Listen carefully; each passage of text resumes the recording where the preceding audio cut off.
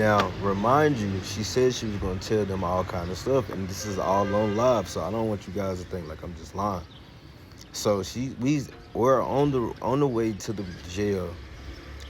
I'm saying stuff to her like, why would you like do this? Like, why you just didn't let me leave?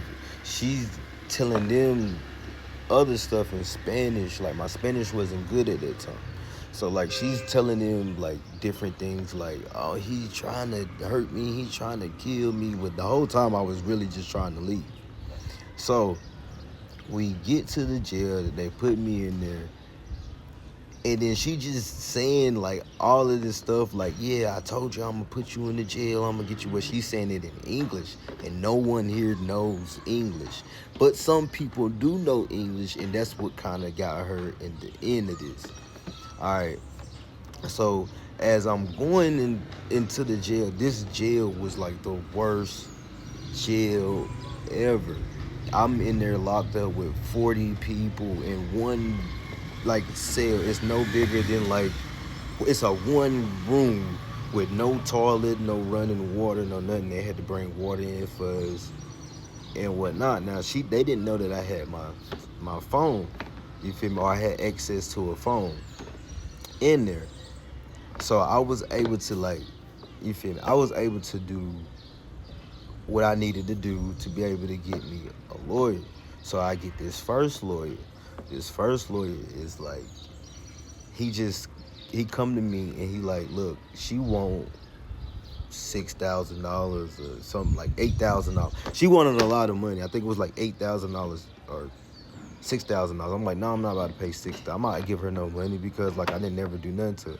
So like I didn't know this lawyer. Then she had some woman coming to the jail. Like they would come to the jail. The lawyer came like twice. After I told him like I'm not about to pay $6,000, he came back like, look, you gotta give her something. I'm like, I'm not about to give her no money.